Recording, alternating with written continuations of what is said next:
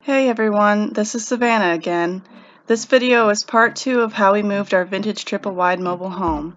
If you haven't watched part 1 yet, a link will be in the description box below.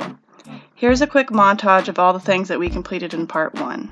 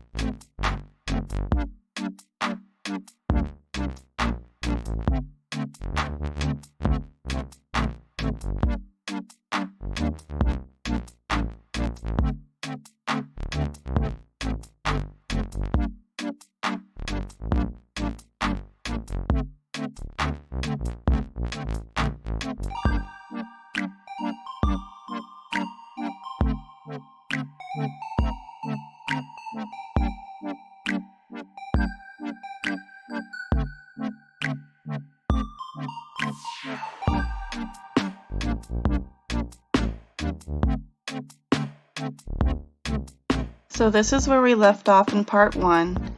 We wanted to get the trailer unfolded again, but in order to do that, we had to get the supports made for the 2 side wings of the house.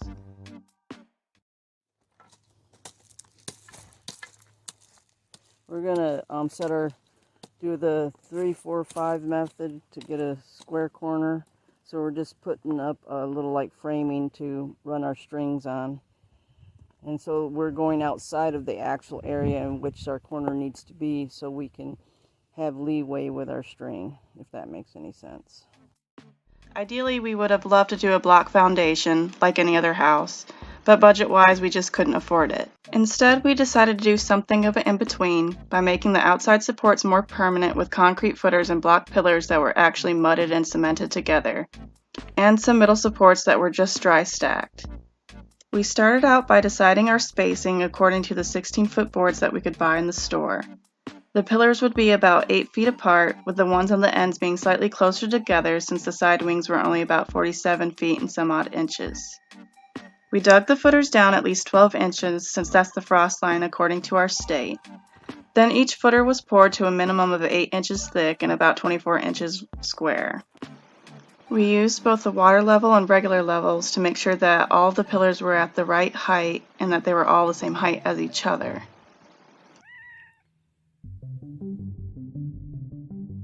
In this clip you can see that the pillars are mudded together, but they don't yet have cement and rebar inside of them.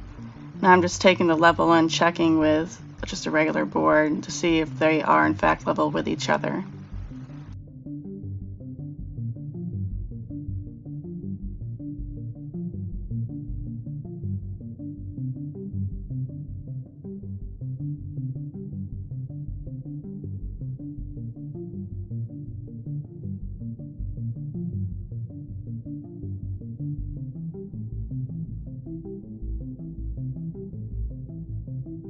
For our middle supports, we had to space them a little bit differently. We had to use the 12-foot boards that we brought home originally from moving the house. We had still dug them down to the 12-inch frost line, but we ended up just using some of the solid half blocks as footers instead of pouring actual cement footers.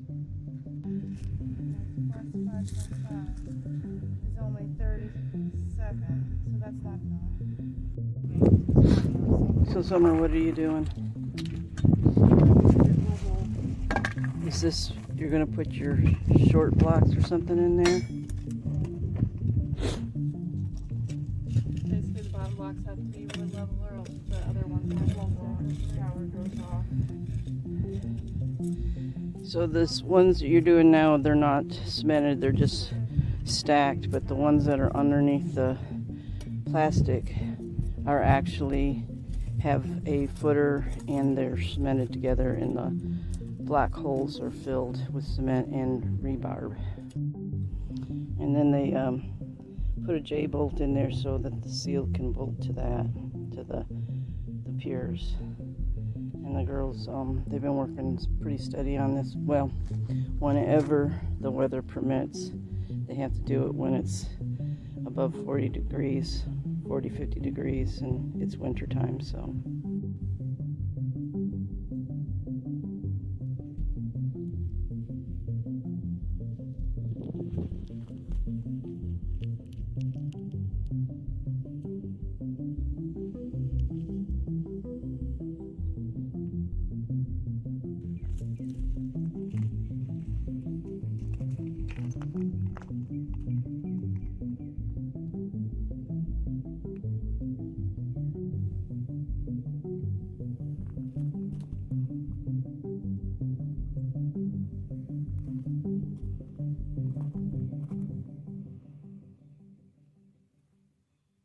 We made the porch footers a little smaller than our other supports.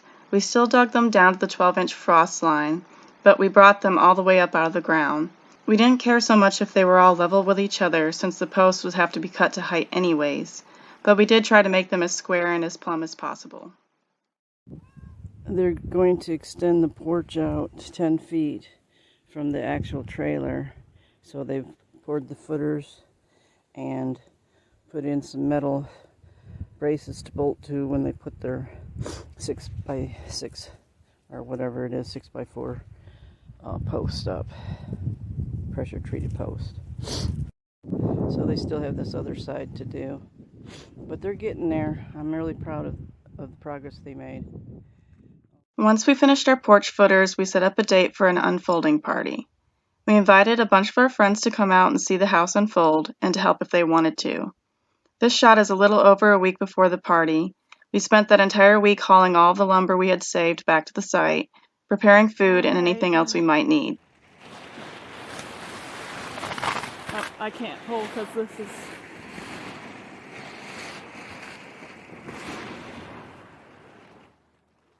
That was beautiful. We were so tired before that weekend even began and extremely nervous because if we set up the foundation wrong, we would not have been able to unfold the trailer at all. Here, if I hold it, like this, and we're putting it right next to it. No, right next to the pin.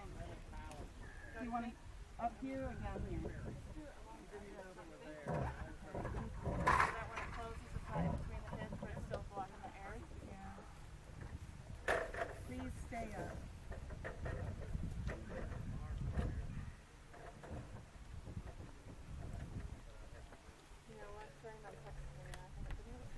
What? They're just saying that you're on the way.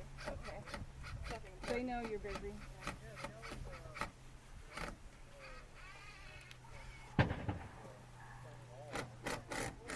Hopefully this will condense enough. That's it. That's something down.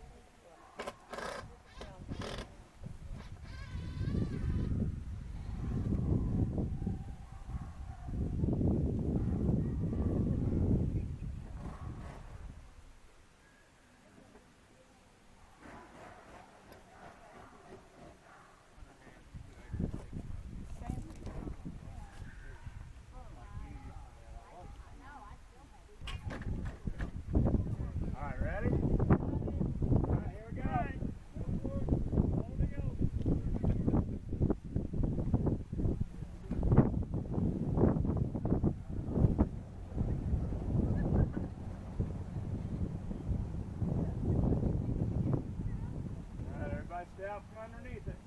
On the top of the wall. Randy. It's for you and Anthony. Hey, Randy. I saw the pictures and they had a diagram.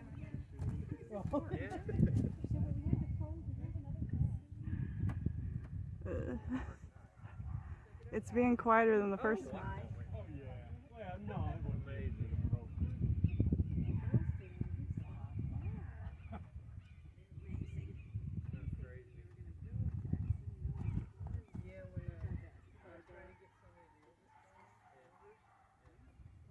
Let me know I had a water level. I opened it. The answer is my homemade one. They went out and over. So they wanted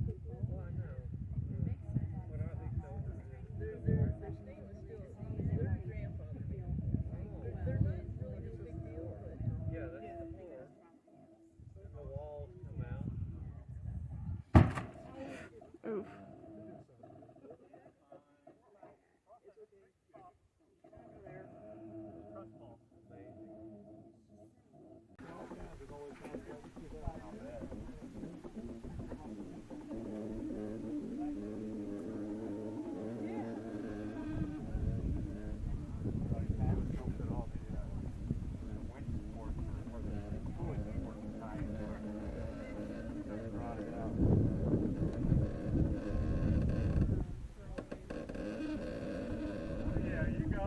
You go. When the cranky gets light. Move 6 inches down. Just keep on coming.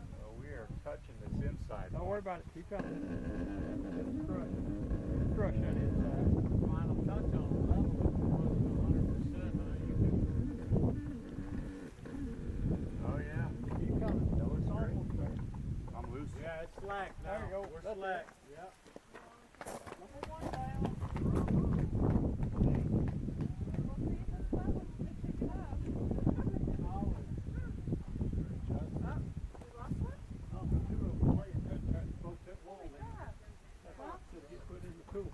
Well, good. I'm glad you found that. Here, we can take these out. Nicely done, ladies. Yay, it worked. I was so scared about that part. Is this just more weather stripping? Yeah.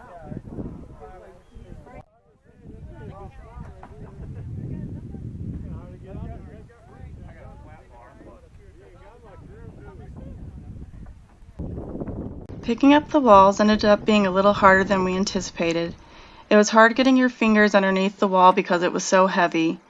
We ended up getting some small pieces of 2x4s to shove under the wall, starting at the ends. Eventually, we were all able to get the wall lifted up with the 2x4s underneath. The second troubling part was trying to actually pick up the wall with only about 1 foot of floor space for you to stand in. The middle section wall made it hard to bend over, so you kind of had to bend over sideways to pick up the wall. It was harder than it looks.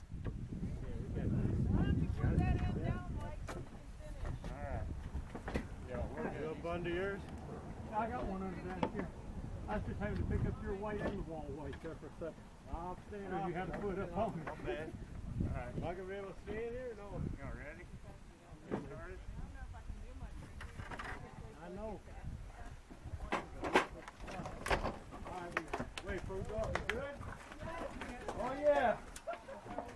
Okay, Mike, I got easy. No, that hinge will stop it. All right, look, Mike. I'll hold this corner so you can do what you got to do. Hold it right there. I got it. Hang on to it right there, fellas. I got it. You got it.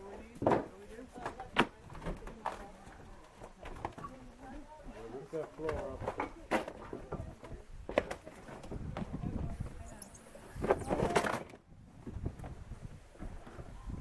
Got walls, huh? Okay, there's one wall in the middle. Turn it loose now, it'll stand there. And we can work out the rest of it.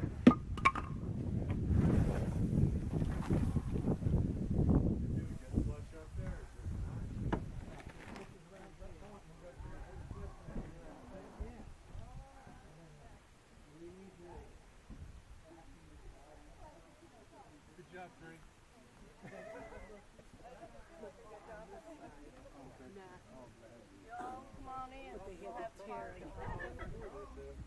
We didn't manage to get any footage of putting the screws back into the end of the dividing walls, but we did secure all of them before moving on to the second side of the house.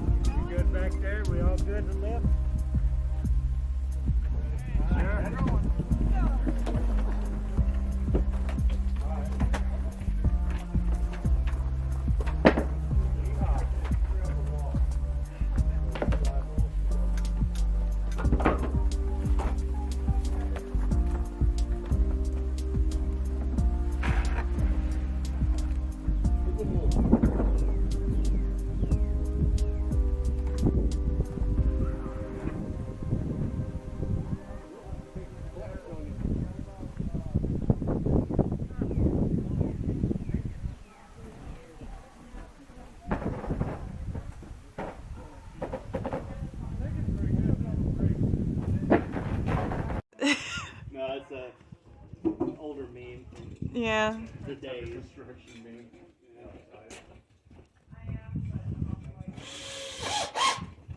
The funny part was we were also the painters. Yeah.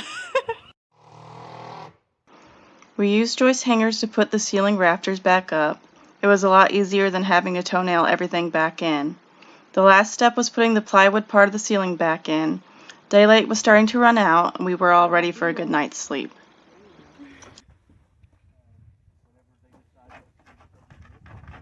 You're obsessive, you're compulsive, you're weird. I've been told that.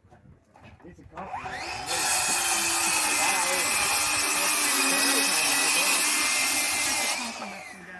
There you go. We just say Okay.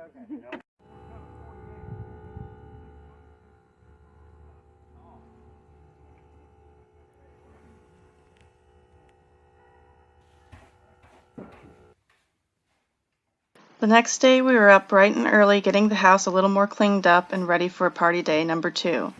It was really cold and somewhat windy with a few flurries, so it was nice to be able to take breaks inside of the house.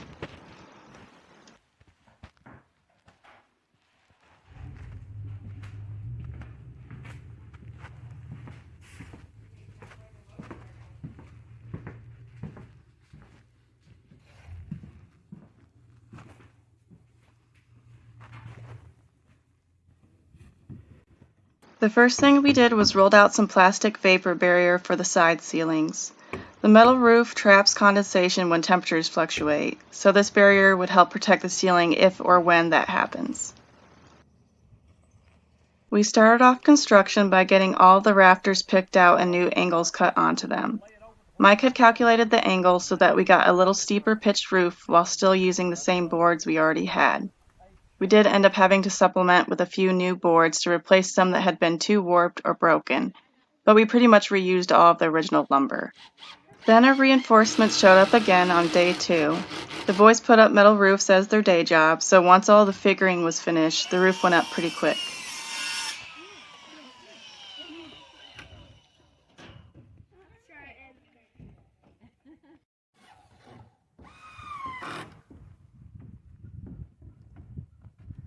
It's like a weird little gate you got going on there now.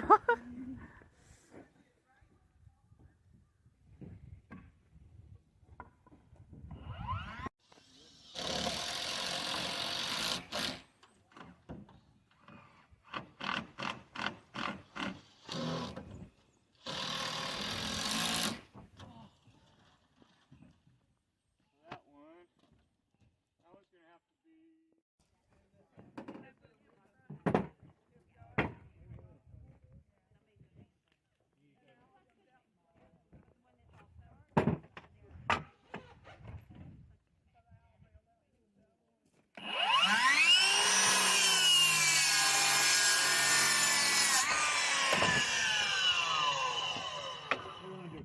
I mean, just iron down through there, they're all pretty much pretty close. Yeah, once that roof's up, floor is. I can take stuff to the building. It's in the kennel house.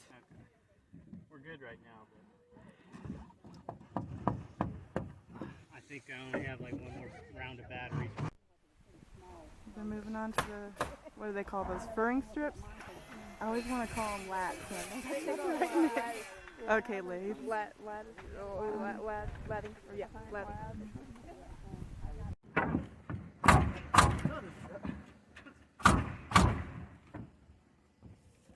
Hope you learned your lesson, buddy. Nope.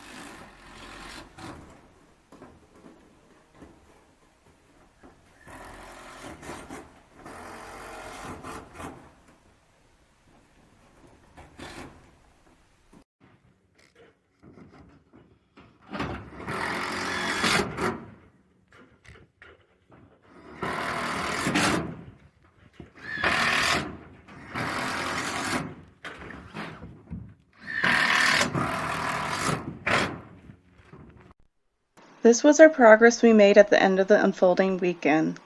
I remember being disappointed that we had to put the tarp back on the house yet again, but they had to leave the roof somewhat open so that the porch boards could be tied into the rest of the roof later on. But now that I look back at it, it was an incredible amount of work that had been accomplished in just 2 days.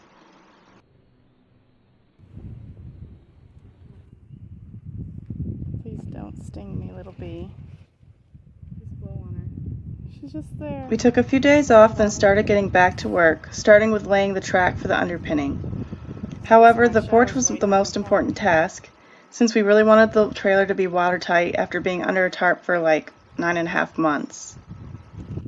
Trying to get it down. Where do I put it? Just put it up. Right on top of it. Yeah. Pretty much level.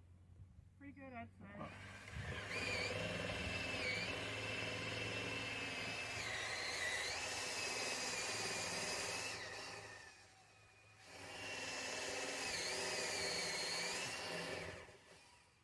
Just not wanting to pull it out. Like, wait for the light to show.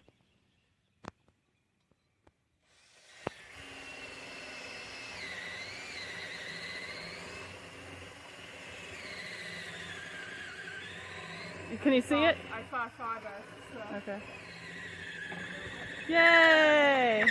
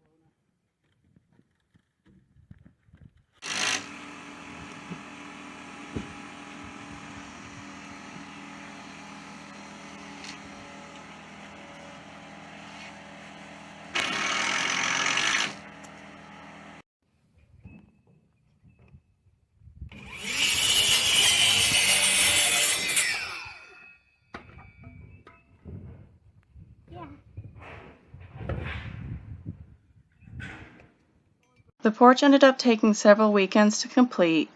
Summer and I also worked on weekday evenings to get the fascia boards and the soffits back on.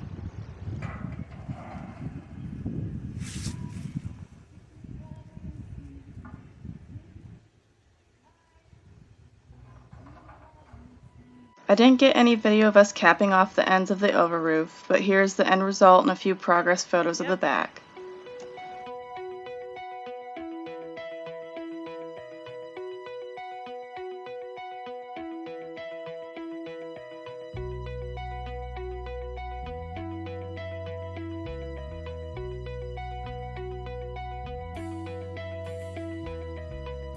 Summer and I then added the rail post for the porch deck along with a smaller post that went up next to the house. We also put the corner trim on the roof, and at that point the trailer was officially watertight.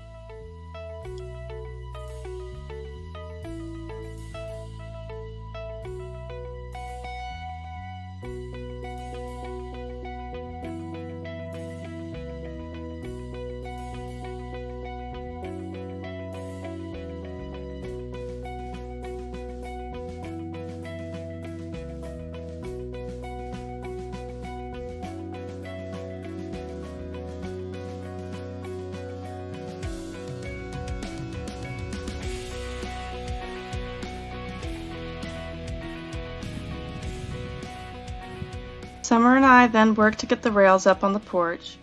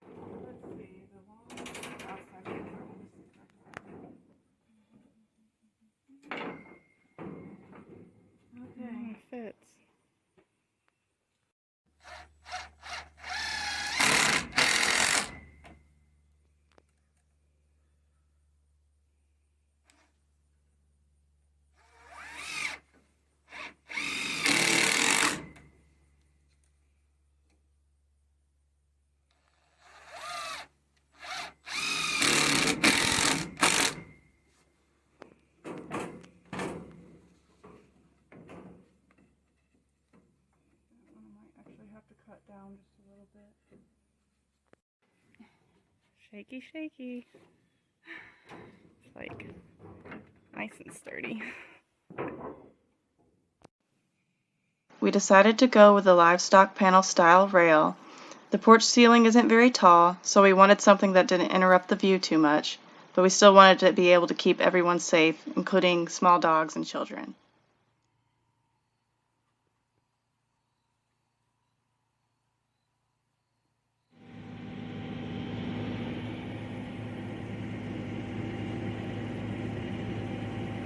Oh, he's coming this way with it?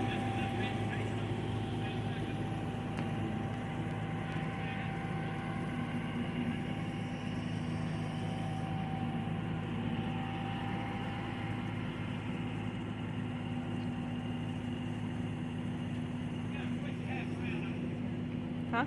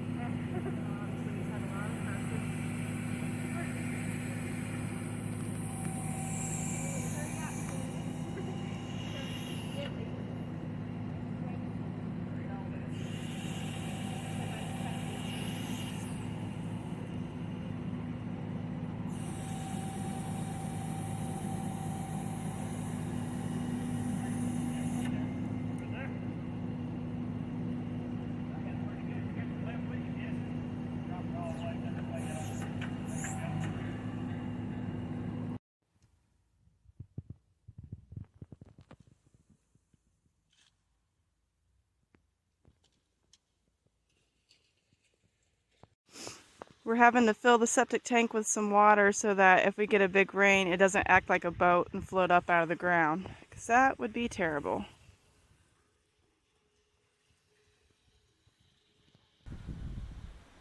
Well, the inspector came out the very next day, so Marvin was able to cover up all of the drainage field.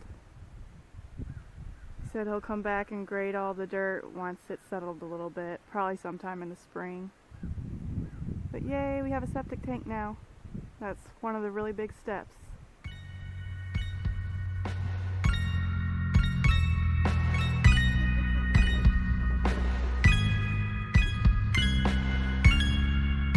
We would like to thank everyone who has helped us with this adventure so far. It warms my heart so much thinking of all of our friends that came out to help with the unfolding, despite the frigid temperatures and long hours. It doesn't matter if you helped nail some boards, carry some things, brought food, or just even came to watch. It meant the world to us and we are just so grateful. I don't know when the next video will come out since we are working on the house as time and money allows, but we do plan to continue documenting the process. We hope that you've enjoyed your time here and maybe you'll stick around and check out some more of our other videos. Once again, thanks for watching.